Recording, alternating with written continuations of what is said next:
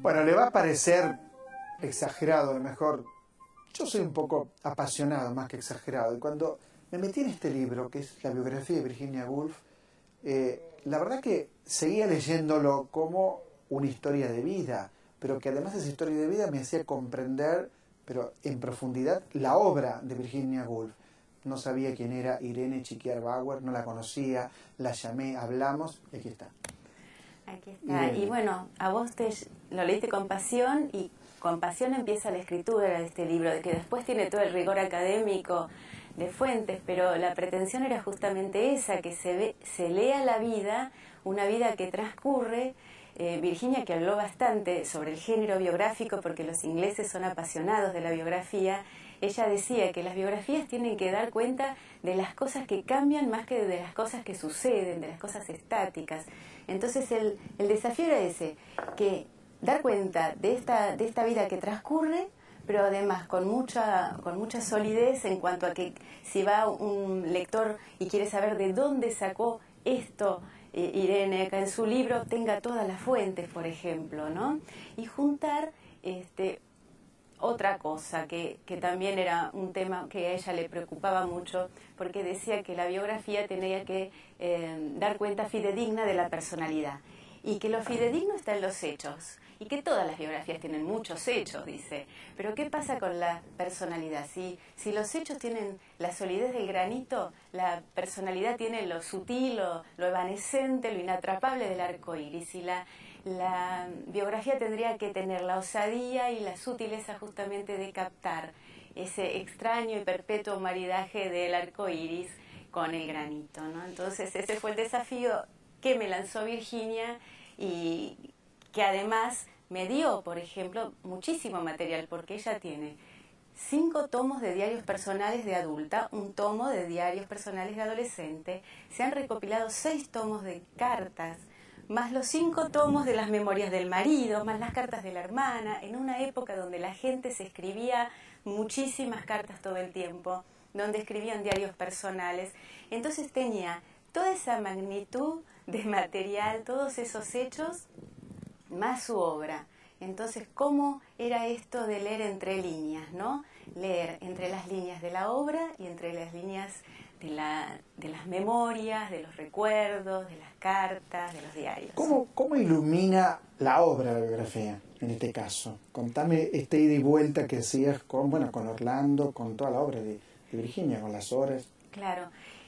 Hay biografías, no en castellano, pero hay biografías inglesas, académicas, súper impactantes, que consulté, pero ellos toman generalmente la vida por temas. Por ejemplo, dicen matrimonio, guerra, porque atravesó las 2 guerras mundiales, Virginia Woolf, feminismo, ¿no? Y mi idea era otra, mi idea era que esta vida que vaya pasando, y entonces cuando va pasando también ella da cuenta de los procesos de escritura de sus obras.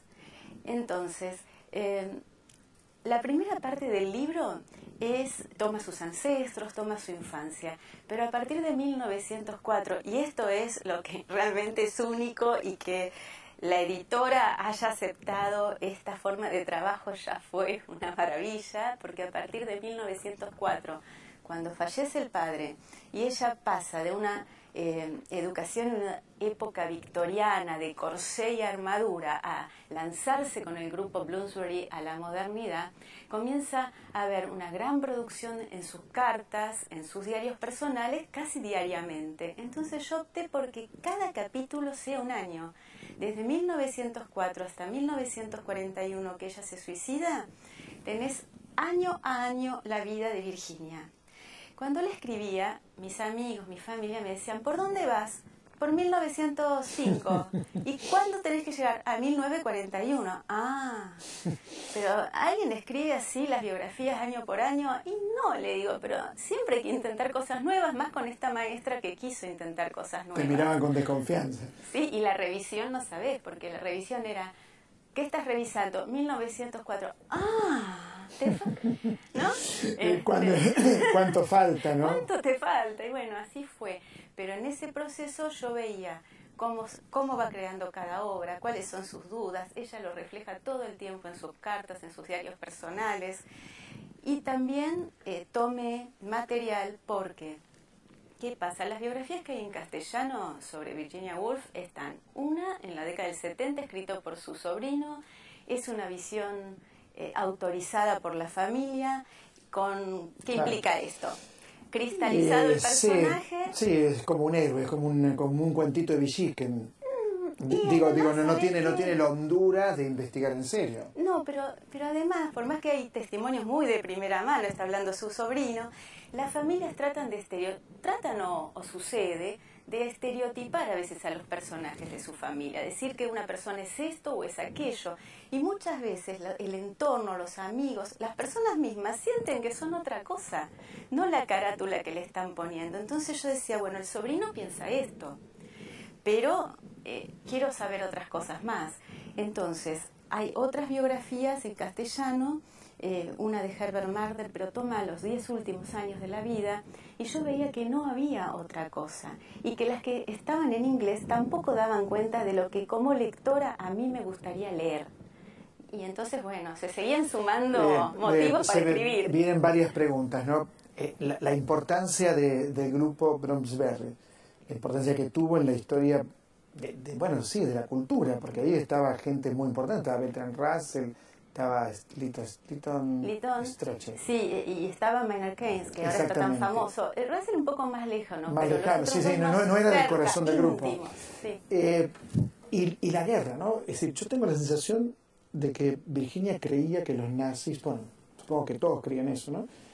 Iban a invadir Inglaterra, porque ella se suicida en un momento donde esto estaba muy presente, ¿es así? Sí.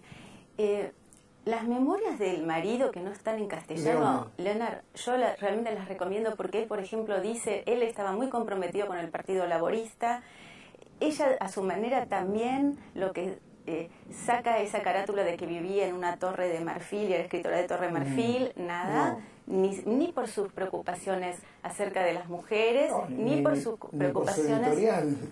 Fundan una editorial para publicar a Eliot, a Catherine Mansfield, a un montón de gente, pero además ella, en un momento en Tres Guineas, dice que hablando de la educación de las mujeres, ¿no? Que todavía no era una educación abierta, las mujeres no podían ir a la universidad. No, era el mundo victoriano. Sí, o post, cuando ya pero seguían con esas leyes y esas normas.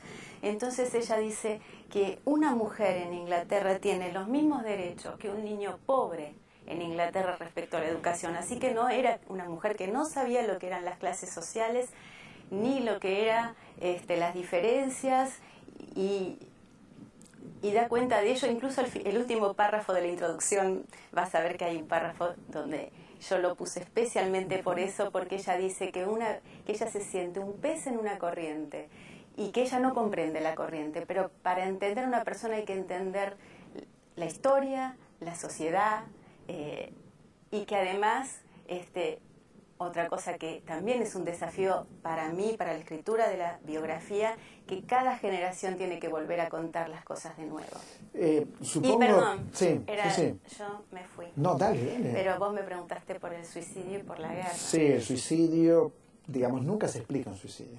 Aunque vos me lo expliques, siempre hay una zona de misterio, porque alguien se quita la vida. Todos tenemos en nuestra vida misterio, somos misterio completamente. Pero no pasamos al acto. Sí.